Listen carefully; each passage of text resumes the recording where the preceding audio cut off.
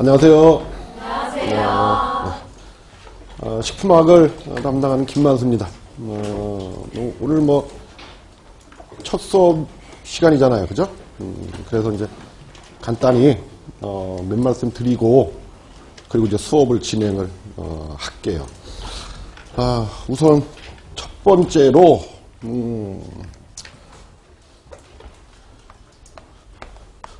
이번 기출문제. 기출문제 보니까 기입형 문제로 두 문제가 나왔더라고요. 참기름하고 들기름 얘기. 그리고 이제 서술형 문제로 보니까는 녹차하고 홍차 그 얘기. 그래서 제가 어제 다른 교수님들 를 한번 이제 보니까 조리올리 교수님이 이 기출문제에 대한 말씀은 선생님들한테 드린 것 같아요, 보니까. 그래서 그냥 그거로 그냥 대신 하고요. 그거는. 그 다음에 이제 두 번째로 이제 말씀드리고 싶은 게 연강 계획에 대해서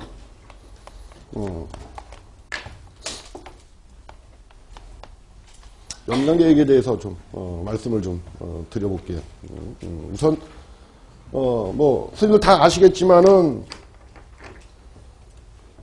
3, 4, 5 요 기간은 이제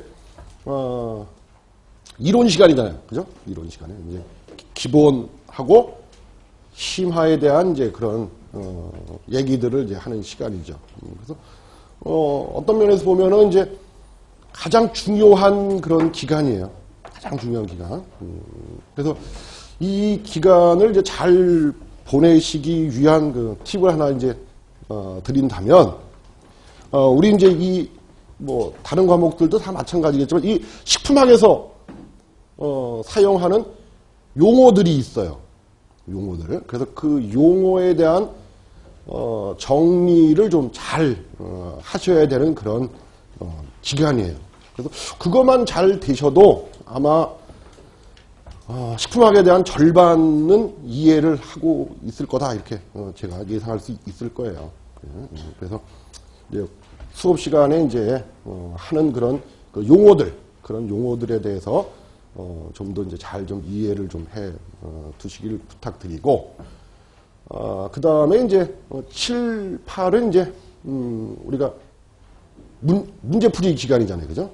그때는 이제 지금은 이제 이론 시간에는 이 단원별로 이렇게 이제 수업을 이제 하게 될 텐데, 그때는 이제 어떻게 하냐면 전체를 갖고 이제 문제풀이를 하게 돼요. 그러니까 수분 문제면서, 예를 들어서 수분 문제면서 단백질 문제일 수도 있고, 이렇듯이. 그래서 서로 이제 연관 관계를 이제 공부를 이제 하셔야 되는 기간이에요, 그때는. 그래서 이제 그런 쪽으로 이제 수업을 진행을 할 거고요.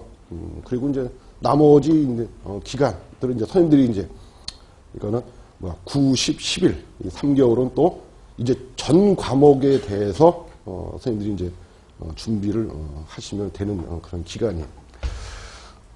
그리고 이제 간단하게나마 선생님들한테 이제 응원을 하는 제 멘트.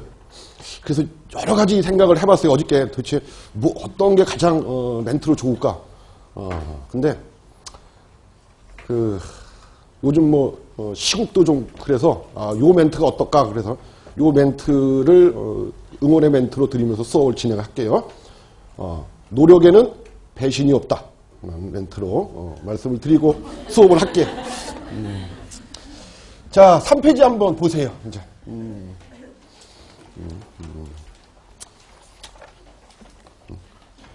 배신의 계절이라 요즘은. 자, 3페이지 한번. 자, 수분. 자, 수분은 모든 동식물 내에 존재하는 중요한 물질이다. 그죠? 그래서 식품의 가공, 저장, 미생물의 생육, 영양소의 노폐물의 운반, 이런 데 영향도 주고. 자, 이제 중요한 얘기가 나와요. 식품 중에 수분은 가용성 물질을 녹이는 용매로 작용할 수도 있고요. 또는 콜로이드의 분산매로 작용할 수도 있어요. 자, 좀 초시 선생님이 아니시는 제시 선생님 같은 경우는 아마 요 의미에 대한 파악을 좀 하시고 계실 거예요. 수분이 두 가지 기능을 이제 두 가지로 작용할 수가 있단 말이에요. 하나는 뭐로? 용매로 작용할 수 있고, 또 하나는 콜로이드의 분산매로 작용할 수가 있어요. 그죠? 그러니까 이제 어떤 경우에는 이제 용매로 작용을 하느냐? 어떤 경우에는 용매로 작용? 이런 경우에 용매로 작용을 해요. 어떤 경우는 분자량이 작은 애들, 분자량이 작은 애들 있죠. 예를 들어서 염류 같은 애들, 염류. 그 다음에 당류. 당류 중에서는 뭐가 있을까? 단당류. 그 다음에 소당류. 이런 애들.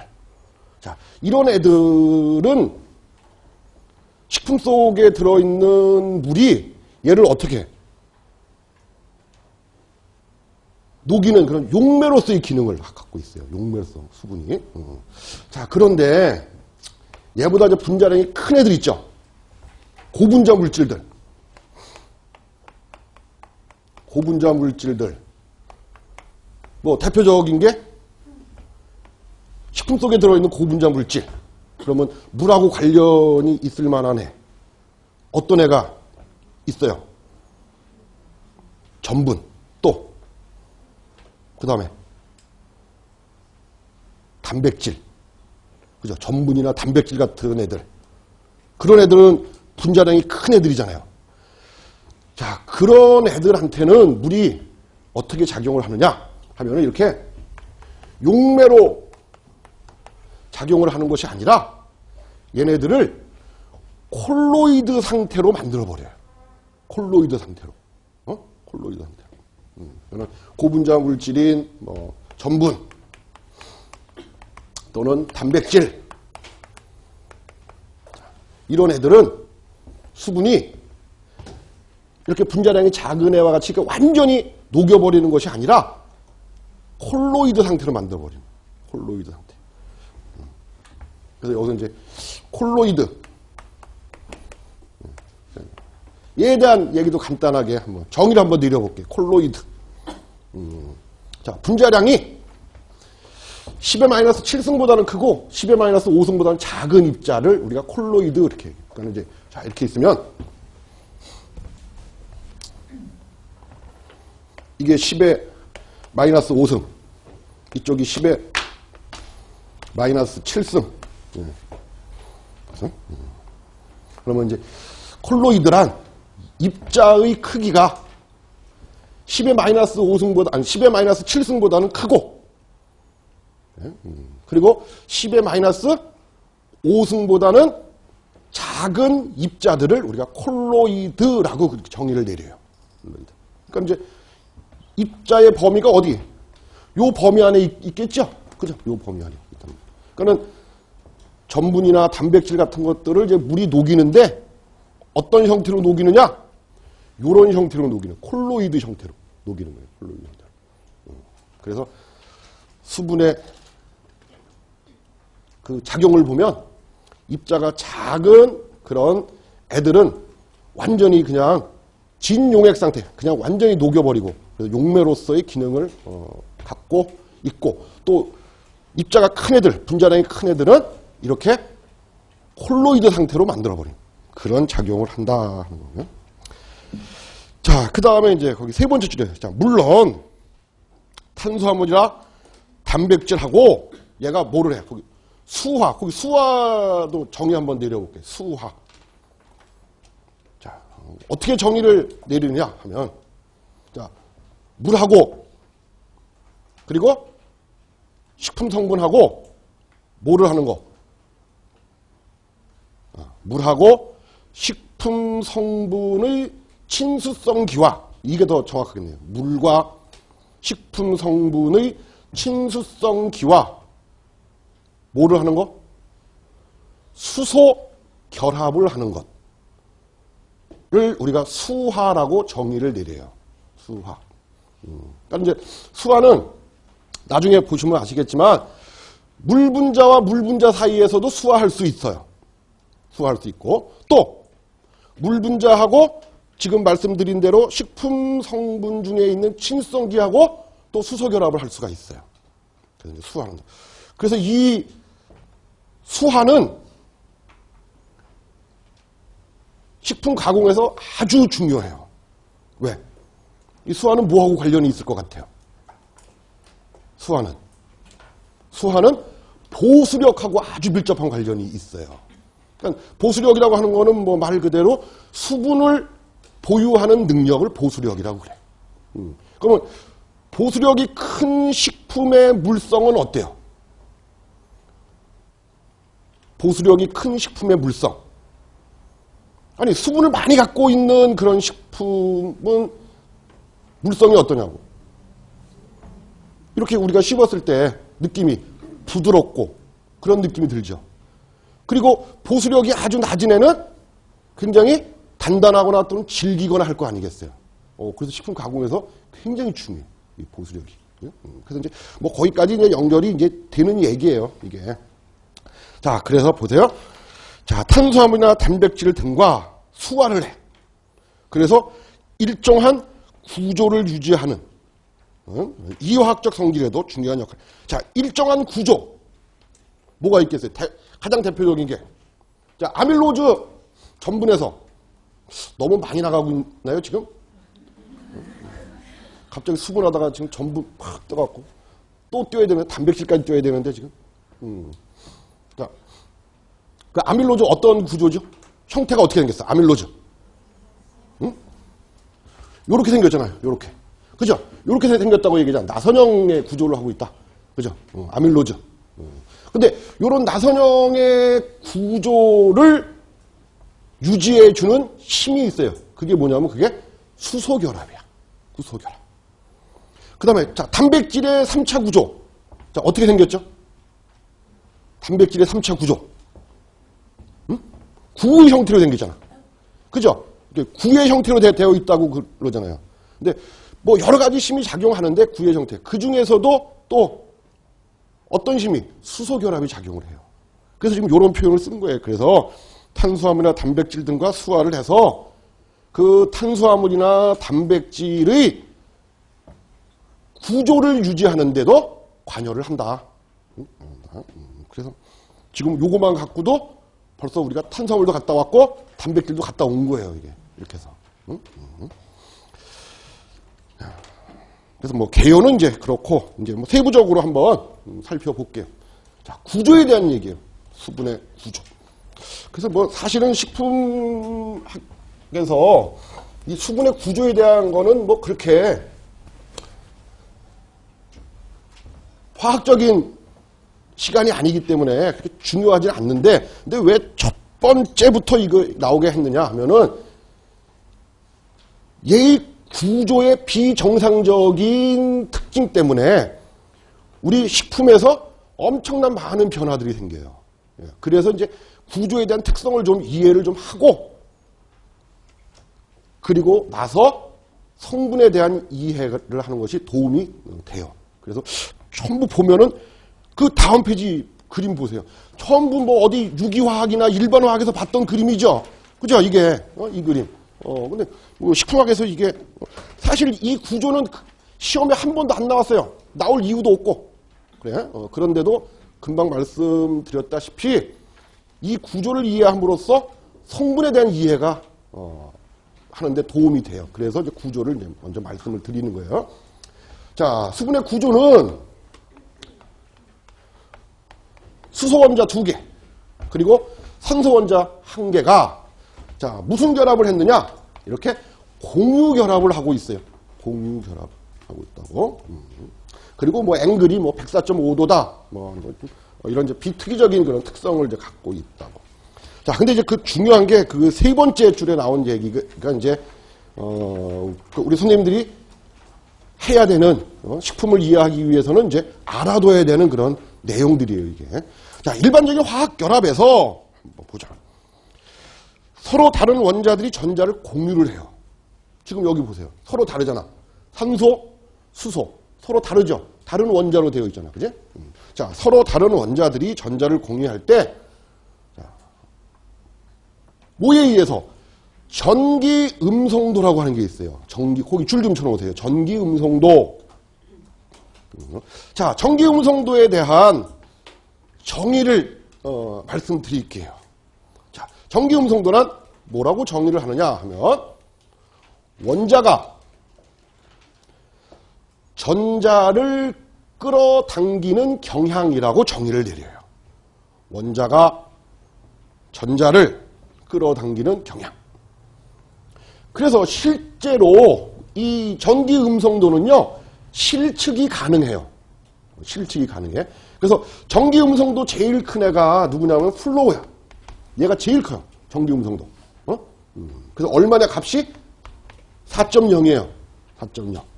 그리고 산소가 그 다음으로 3.5야. 그리고 탄소가 2.59. 그리고 수소가 2.1이에요. 물론 뭐 이거 이외에도 더 쭉 있는데 우리 식품하고 관련된 거는 그냥 요 정도만 기억을 하고 계시면 이해가 되실 거예요. 자, 그래서 실제로 우리가 한번 해볼게요.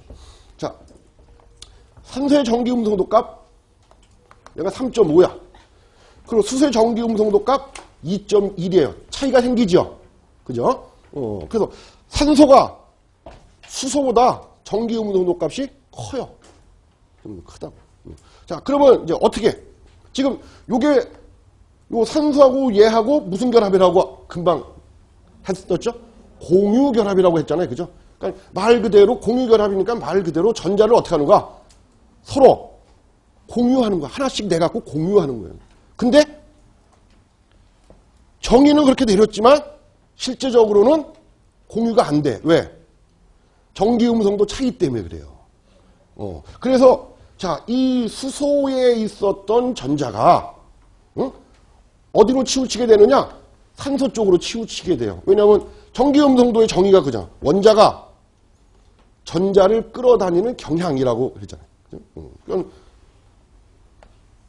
산소 원자가 수소 원자로부터 전자를 끌어당겨요. 여기도 마찬가지야. 이렇게 끌어다녀. 이렇게 끌어다닌다고. 자, 그래서 이와 같은 비특이적인 성질을 띠게 돼요. 어떻게 되냐면 실제로 그 물의 분자 구조를 그려보면은 이렇게 표시를 해요. 이렇게. 자, 뭐 다 아시는 말씀이겠지만, 자, 원자는 뭐로 구성이 되어 있어요? 원자의 구성 성분. 원자의 정중앙에 뭐가 있어? 양성자가 있잖아, 양성자. 그리고 그 주변에 뭐가 존재를 해요? 전자가 존재를 한다고.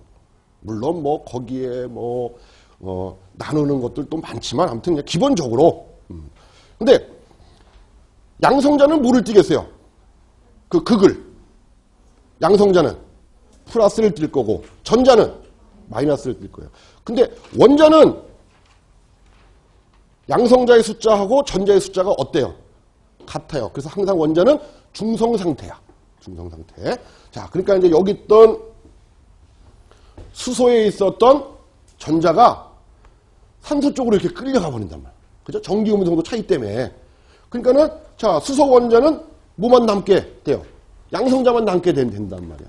그래서 요렇게 표시를 하게 되는 거예요. 요렇게. 그리고 자, 얘도 마찬가지로 전자가 이쪽으로 치우치게 된다. 그러니까 이렇게 플러스로 표시를 하게 돼. 그리고 산소 같은 경우는 뭐예요? 수소 원자로부터 전자 두 개를 끌어당겼죠. 그지? 전기 음성 차이 때문에 끌어당겼단 말이에요. 그래서 요렇게 표시를 해요. 요렇게. 그리고 여기에 표시를 한 요 델타. 요 델타의 의미가 무슨 뜻이냐면요.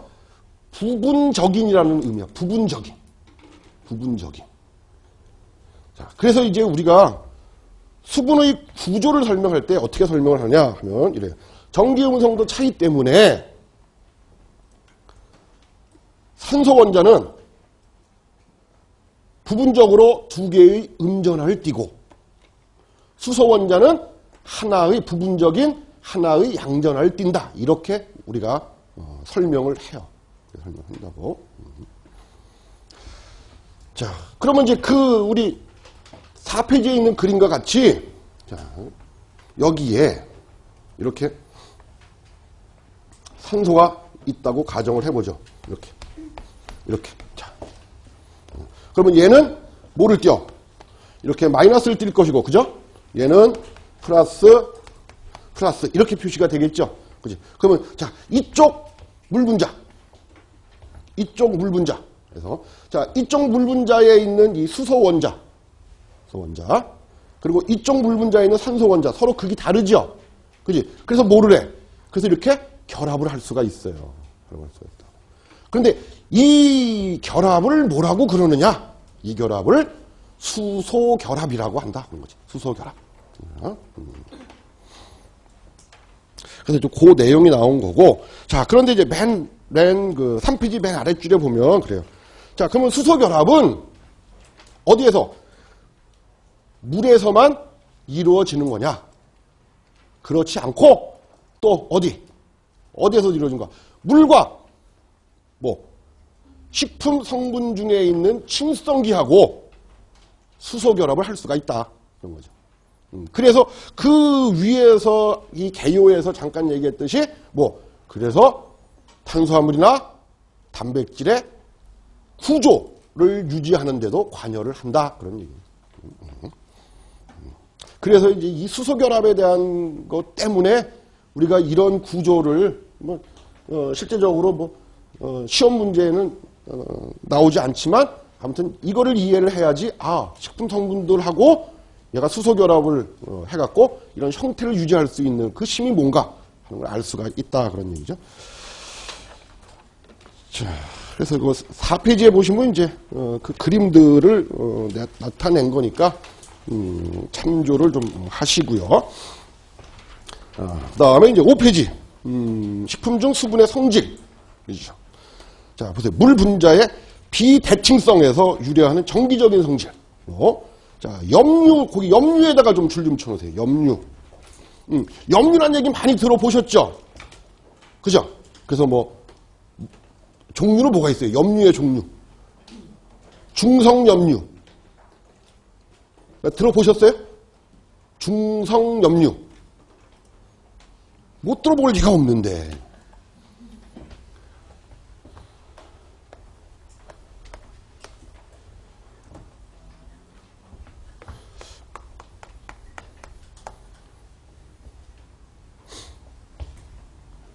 중성염류라고 그래요. 얘네들 물에 녹으면 어떻게 돼요? 이렇게 되죠. 그치? 다시 결합하면 어떻게 돼? NaCl 되죠. 근데 NaCl 여기에 플러스 마이너스 안 갖고 있죠. 그치? 안 갖고 있지. 자, 그래서 일단 염류라고 하는 말이 뭔가 도대체 염류라는 말이 나오면 이게 도대체 어떤 물질을 우리가 염류라고 부르느냐? 바로 그 옆에 나와 있어요. 뭐야?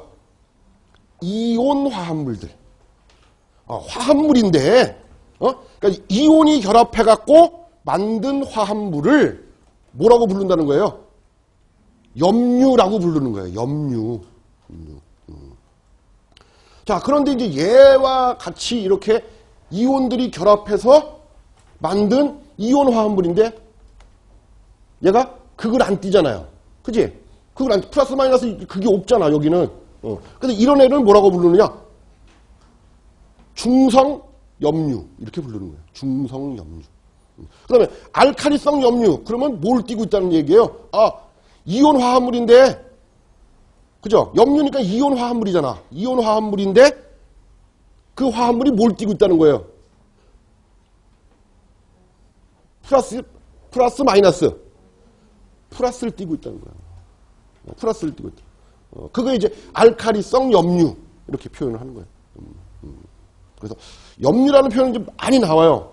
이제 우리가 단백질 하면서도 염류라는 표현 쓰고요. 또 그 다음에 이제 어디서 또 염류라는 표현을 쓰냐면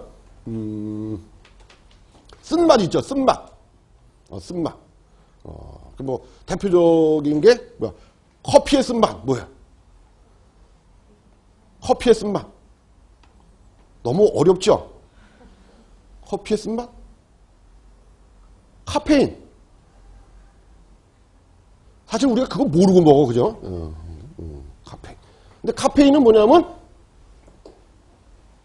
알카리성 염류 물질, 이렇게. 그런 표현을 쓴다고요. 그러면, 얘가 지금 이온 형태 화합물인데, 얘가 뭐를 띠고 있다? 얘 그 분자 내에는 플러스를 띠고 있는 애가 있구나. 그런 거예요. 그런 의미로. 그러니까, 아까도 수업 전에 말씀드렸다시피, 이 식품학에서는 이 용어 정리만 잘 해 두셔도요, 한 절반 정도는 이해가 되시는 거예요. 절반 정도만. 자, 그래서 염류와 같은 이런 이온 화합물들은, 자, 물하고, 쌍극자 이온 결합을 해. 그래서 물에 잘 녹는다. 자, 그래서 이제 성질로 이온화 에너지. 자, 또 다른 말로 뭐라고도 표현을 하냐면, 이렇게도 표현을 해요. 요렇게도 우리가 사용을 해요. 해리 에너지. 이온화 에너지, 해리 에너지. 자, 그 이온화 에너지의 정의가 이제 거기 첫 번째 줄에 나와 있어요. 이온 화합물이 이온으로 각각 분리하는데 필요한 에너지를 우리가 이온화 에너지 또는 해리 에너지라고 정의를 해요. 이온화 에너지 또는 해리 에너지. 자, 그러면 여기 지금 얘를 자, 보세요. 자, 얘가 요렇게 이제 해리가 돼야 되잖아요. 그죠? 해리가 되기 위해서는 여기 뭐가 필요해? 얘를 녹이는 물질이 필요할 거 아니겠어요? 그죠? 그래서 이 해리 에너지는 이 용매의 종류에 따라요. 용매의 종류에 따라서. 그래서 만약에 해리 에너지가 크다. 응? 자, 이렇게 이해해 보세요. 해리 에너지가 크다. 응? 큰 용매야. 큰 용매. 해리 에너지가 큰 용매. 응? 그러면 뭐예요? 잘 녹는다는 얘기가 잘 안 녹는 그 용매라는 얘기예요. 그렇지. 잘 안 녹는 용매라는 거야. 잘 안 녹는. 그러니까 해리 에너지가 작을수록 잘 녹는 용매다 이런 뜻이에요. 그죠? 그래서 그 정도를 나타낸 게, 자, 그 오늘 나눠드린 그 프린트 있죠? 거기 프린트 한번 보세요. 거기 보면 이제 해리 에너지를 구하는 공식이 있어요. 엡실론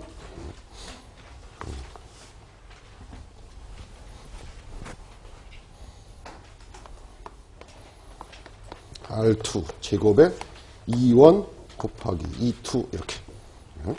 자, 그래서 해리 에너지를 구하는 공식이에요, 이게. 해리 에너지. 그래서 자, 여기에 있는 이 엡실론은 뭐냐? 이게 유전항수라고 하는 거예요. 유전항수. 실례님. 그 다음에 요거 R1, R2는 전하 간의 거리. 전하 간의 거리를 얘기하는 거고. 그 다음에 E1, E2는 전하량. 얼마나 큰 전하의 양을 갖고 있느냐. 그런 거지. 자, 그래서 이제, 한번 거기 보세요. 자, 그래서 이온화 에너지에서, 자, 이온 화합물이 어떤 용매에 쉽게 녹는 정도는 그 이온화 에너지가 얼마나 적으냐에 따라서 좌우된다. 자, 따라서 이온화 에너지는, 자, 두 전하 간의 거리의 제곱과, 그 다음에 유전항수에 뭐해? 반비례해요. 유전항수에 반비례하고, 그리고 전하량, E1, E2의 곱에 뭐해? 비례하는 거예요.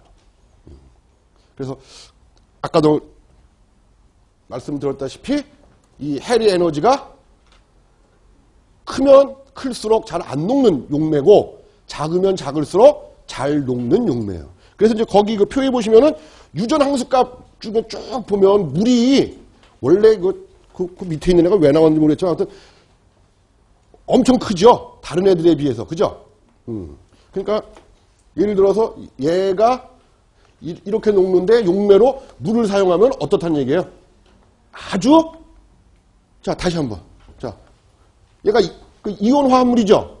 그지? 자, 그래서 이제 용매로 유전항수가 큰 애를 사용했어. 유전항수가 큰 애. 그래서 뭐, 누굴 썼냐면, 물을 썼어요. 물을 썼다고. 그러면은, 자, 그 NaCl, 이온 화합물이 각각의 이온, Na 플러스 Cl로 이렇게 헬이 되는데, 힘이 많이 들어간다는 얘기예요? 적게 들어간다는 얘기예요? 적게 들어간다는 얘기죠. 그래서 유전항수가 클수록 헬의 에너지는 작아져요. 그죠? 자, 이해가 되시죠? 그래서 그 얘기고, 그래서 유전항수에 대한 얘기예요. 그래서 그 내용, 유전항수에 반비례한다. 응? 이온 화합물의 이온화 에너지는 유전항수 값에 반비례한다. 그래서 유전항수의 값이 클수록 잘 해리가 된다. 이렇게 좀 이해해 주시고. 자, 그 다음에 이제 아까 얘기했던 수하라는 용어가 나왔어요. 수하. 자, 수하의 정의를 한번 거기 보시죠. 자, 식품을 구성하고 있는 구조 중, 자, 친수성기가 많이 노출되어 있는 부분 주위에 물 분자들이 그 식품 성분에 있는 친수성기하고 무슨 결합? 수소 결합을 하는 것을 우리가 뭐라고 정의를 하느냐? 그거를 수하라고 정의를 한다. 그런 거죠. 수하. 자, 그래서 이제 두 가지 거기 이제 예를 하나 들어봤어요. 뭐냐면, 자, 식품과 물 분자 간의 상호 작용에서 이렇게. 자, 그래서 이렇게 이제 두 가지 예를 하나 들은 거야. 식품과 물 분자 간의 상호 작용. 그래서 두 가지. 하나는 거기 그 맨 밑에 고대형 수화에서 맨 밑에서 두 번째 줄에 한번 보세요. 거기 뭐라고 했어? 친수성기가 표면에 존재. 거기 줄 좀 쳐놓으세요.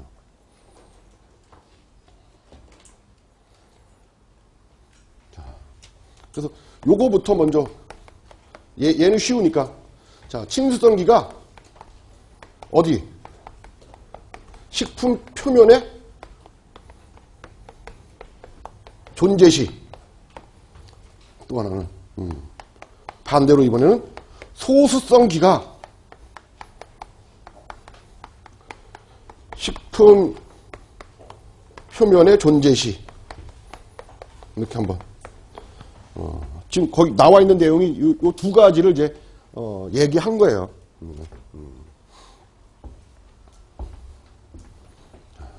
이렇다는 거야. 자, 이게 식품 표면이에요. 식품 표면. 식품 표면. 근데 여기에 뭐가 있다는 얘기예요. 식품 표면에. 친수성기들이 밖으로 이렇게 노출되어 있다고. 이렇게. 그러면 이제, 자, 얘가 물 분자예요.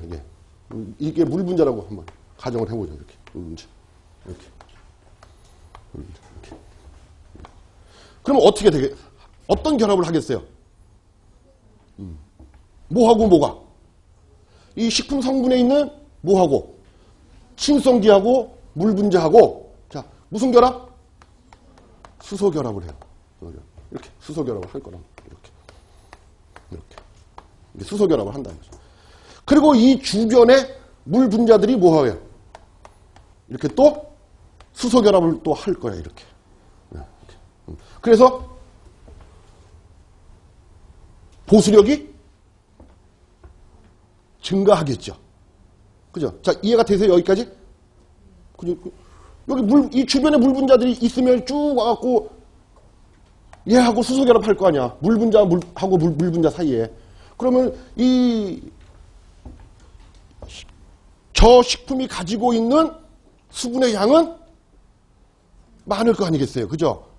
근데 그게 결국 뭐하고 연관이 있다고? 보수력하고 연관이 있단 말이에요. 그죠? 그래서 물성이 굉장히 부드럽고, 그리고 식감이 부드러운 그런 상태가 될 거예요. 저게. 자, 그래서 지금 요 얘기고, 자, 그럼 이제 이 얘기를 한번 해보자고. 소수성기가 식품 표면에 반대로, 친수성기가 아니고 소수성기가 반대로 식품 표면에 존재할 때는 어떠냐 이거지. 소수성기가. 근데 이제 이런 경우는 사실 천연식품에서는 좀 드물죠. 왜냐하면 뭐 단백질이라든지 뭐 전분이든지 어떤 경우든 간에 아무튼 외부는 주로 뭐로 어떤 그 이온을 플러스 이온들을 주로 갖고 플러스나 마이너스 이온들 즉 친성기를 갖고 있어요. 그리고 안쪽으로 소성기들을 갖게 된다고. 구조상 그래요. 구조상 그지? 구조상. 그런데 이제 식품을 가공하거나 또는 처리하는 과정 중에서 얘가 안쪽에 있었던 소수성기가 바깥쪽으로 나와버리는 거야. 이게 이렇게 바뀌는 거야. 구조가 바뀌어버리는 거야. 구조가. 자, 그래서 이제 예를 들어서 이런 경우죠. 어떤 경우냐면 자, 똑같아요. 이렇게 식품 표면이 이렇게 있는데 가공 처리를 했어요. 가공 처리를 했더니 이 주변에 뭐가 식품 표면에 뭐가 노출이 돼? 이번에는 소수성기들이 노출되는 거예요. 소수성기들이. 그럼 이제 뭐, 그럼 이제 또 똑같이 이 주변에 이렇게 물 분자들이 이렇게 있어요. 이렇게 물 분자들이 이렇게 있다고. 이렇게. 자, 그러면 어떻게 될 것 같아요? 그러면.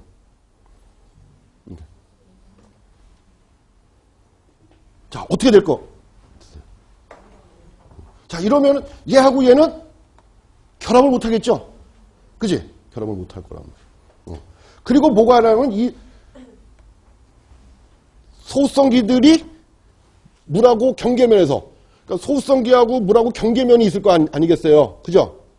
그래서 소수성기를 갖고 있는 애들끼리 결합을 해버려. 결합을 해버린다고. 그게 소수성 결합이에요. 결합. 그래서 자기네들이 이제 안전한 그런 형태를 만드는 거야. 그래서 그러면 이 주변에 있었던 물 분자들이 어떻게 돼?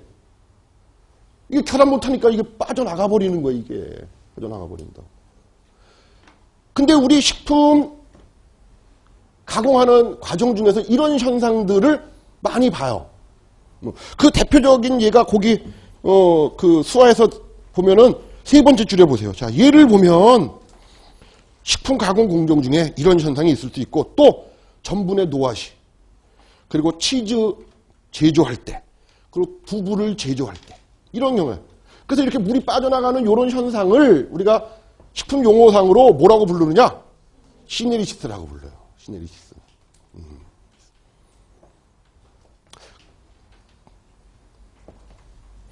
그래서 이제 그래서 식품 표면에 이렇게 친수성기가 존재한 경우, 그 다음에 그 반대의 경우, 식품 표면에 소수성기가 존재하는 경우,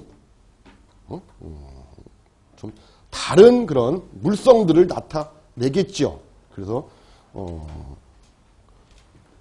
식품하고 식품 성분하고 수분하고의 서로 상호작용 할 때 두 가지로 우리가 얘기를 한다.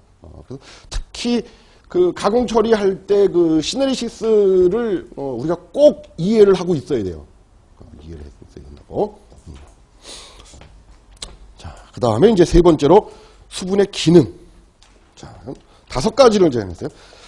뭐 앞에서 우리가 얘기했던 것들이 다 이제 나올 거예요, 아마. 식품 중 화학적 변화에 따른 용매로서의 기능을 갖는다. 그러니까 여기 지금 용매로서의 기능을 갖고 있다 하는 얘기는 자, 보세요. 식품 중, 즉 식품 안에 들어있는 그죠? 식품 중이라는 얘기가 식품 속에서 일어나는 화학적 변화에서 얘가 수분이 뭐로? 용매로서 작용을 한다. 용매로서. 그러니까 이제 주로 어떤 애들을 녹일 수 있다는 얘기예요. 금방 아까 우리 처음에 시작할 때 말씀드렸잖아. 분자량이 작은 애들. 분자량이 작은 애들은 이렇게 녹일 수가 있다. 그런 기능을 용매로서의 기능. 자, 그 다음에 뭐 세포가 소비하는 영양물질, 산소, 노폐물 등을 뭐 운반하는 기능. 그 다음에 조절하는 거, 체온 조절, 체액의 pH, 삼투압 이런 거 조절하는 기능. 그 다음에 열 전달 수단으로서의 기능, 열을 전달하는 수단. 자, 그 다음에 이제 네 번째, 다섯 번째가 아까도 제가 시작할 때 말씀드렸던 그 수분의 기능 중에서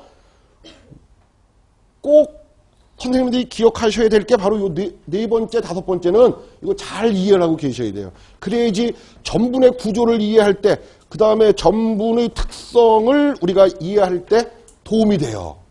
마찬가지로 단백질의 특성을 이용할 때도 필요한 그런 부분들이야. 자, 고분자 화합물들은 어떻게 만든다고? 콜로이드 상태로 만들어버린다고.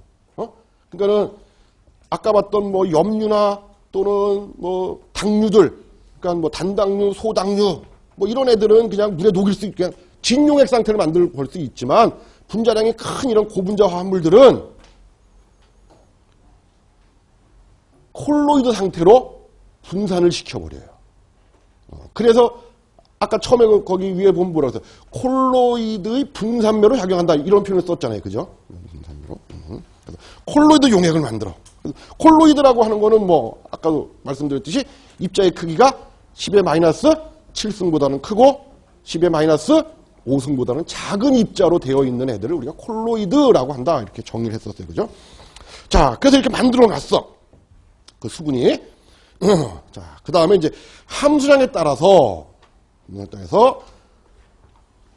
가역적으로 조리나 계일 상태를 만든다 이런 거예요. 그러니까 뭐를 조리나 계일 상태를 만든다는 얘기예요. 고분자 화합물을. 자, 다시 한번. 자, 고분자 화합물들을 물이 콜로이드 상태로 분산을 시켜버려요. 자, 여기까지 이해되시죠? 그지? 자, 그런데 그 고분자 화합물이 뭐에 따라서? 수분의 양에 따라서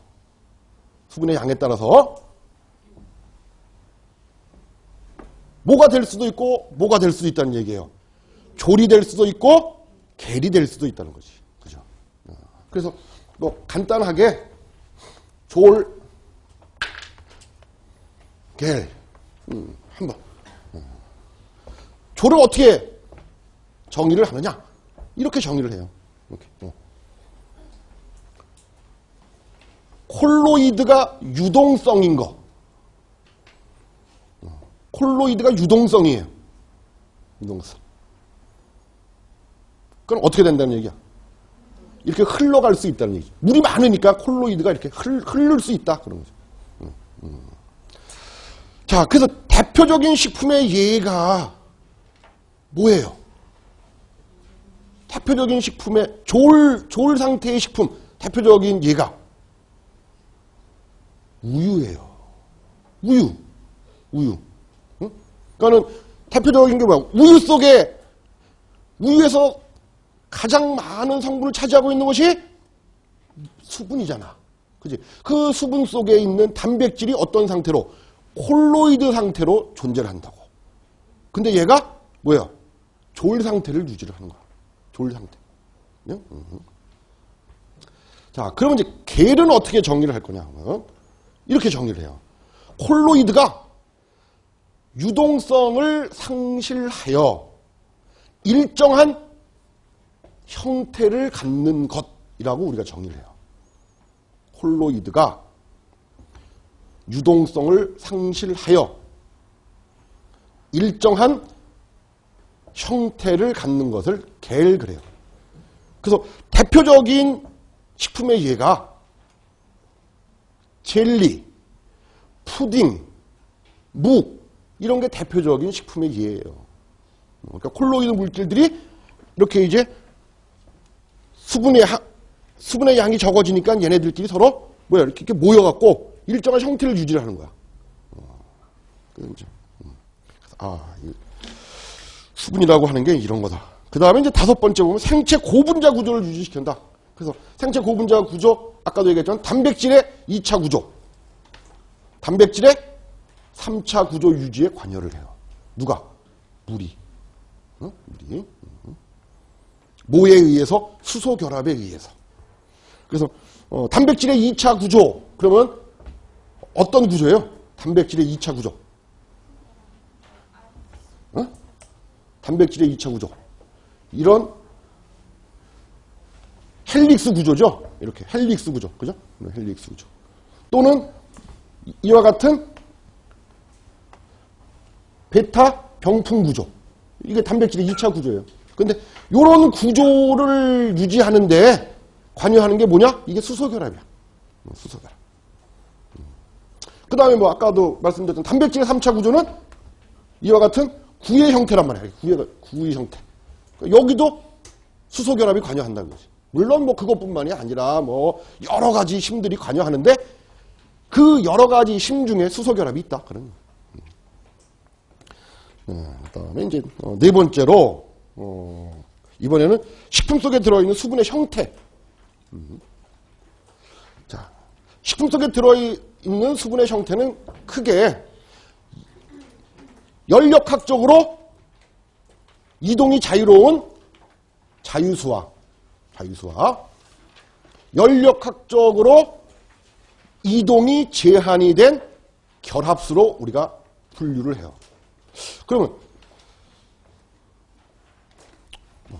조금 이따가 식품 중에 존재하는 수분은 식품 성분들과 결합하고 있는 결합수와 자유롭게 이동이 가능한 자유수로 이렇게 두 종류가 있다. 식품 속에는. 그래서 자유수와 결합수의 특징들 한번 보죠. 자, 그래서 자유수는 아까도 얘기했지만 아무튼 연력학적으로 운동이 자유로운 상태의 물이에요. 연력학적으로 운동이 자유로운 상태의 물을 우리가 자유수 이렇게.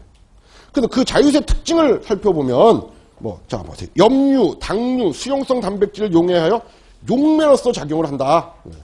그래서 조금 여기 좀 우리가 좀 이해를 해야 될 부분이 정확하게 지금 나눠놓지 않아서 아마 그런 건데 염류, 당류 같은 거는 뭐 할 수 있어요? 용매로서 작용할 수 있죠. 근데 수용성 단백질은 용매로서 작용하는 게 아니라 뭐로 정확하게 표현을 하면 콜로이드 분산매로, 그죠? 근데 그냥 이렇게 그냥 표현을 해놨다 이렇게 이해를 하시면 되고요. 자, 그 다음에 식품 건조 시 쉽게 제거가 가능해요. 가능하고, 그리고 0도씨 이하에서 쉽게 동결이 가능하고. 그 다음에 아주 중요한 게 바로 얘죠. 네 번째. 자, 자유수는 누가? 미생물이 이용을 해. 미생물이 이용을 한다고. 그러면 미생물이 이용을 하면, 미생물의 수가 점점 늘어나겠죠. 그죠? 그래서 식품을 저장하는 데 있어서 어때요? 이 자유수의 양이 많으면 식품을 저장할 때 그 식품 품질에 뭐가 와? 저하가 오겠죠? 그죠? 식품 품질에 저하가 올 수가 있다고. 자, 그 다음에 뭐 비점, 융점, 비열, 표면의 장력, 점성, 비중 다 높다. 자, 이 이유 5번부터 5, 6, 7 화학적인 용어로 해서 5, 6, 7은 물의 어떤 성질 때문에? 뭐 때문에 그래요? 물이 어떤 바로 수소결합 때문에 그래요. 물이 수소결합을 할 수 있기 때문에 그래서 이렇게 다 높다. 그런 얘기예요. 자, 그래서 따라서 거기 보세요. 자, 자유수는 식품 변질에 관여하는 효소 반응. 식품 변질에 관여하는 효소 반응. 가장 대표적인 게 뭐가 있을까? 효소 반응 중에서. 식품 변질에 뭐 여러 가지가 있겠는데 대표적인 게 뭐가 있냐면 이런 거. 리파제. 리파제. 그 다음에 비효소적인 갈변 반응. 비효소적인 갈변 반응. 자, 일단 종류만 먼저 좀 나중에 비효소적인 갈변 반응 나오니까 자, 종류 몇 가지나 되죠? 비효소적인 갈변 반응 종류 3가지가 있죠. 자, 첫 번째.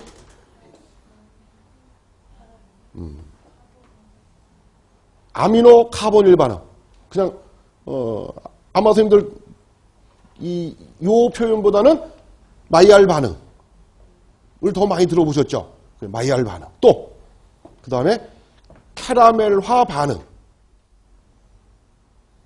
그리고 비타민C의 그렇게 표현하면 안 돼요. 그렇게 요 책에도 그렇게 표현을 했는데 다 이제 고쳐야 돼요, 사실은. 그러니까 영양사 때는 그렇게 표현해도 되는데, 영양교사 때는 그렇게 표현하면 안 돼요. 비타민C의 갈변 반응, 이렇게 표현을 해야 돼요. 왜냐면, 산화 반응 그러면 꼭 뭐하고만 해야 돼요? 산소가 있어야 돼요.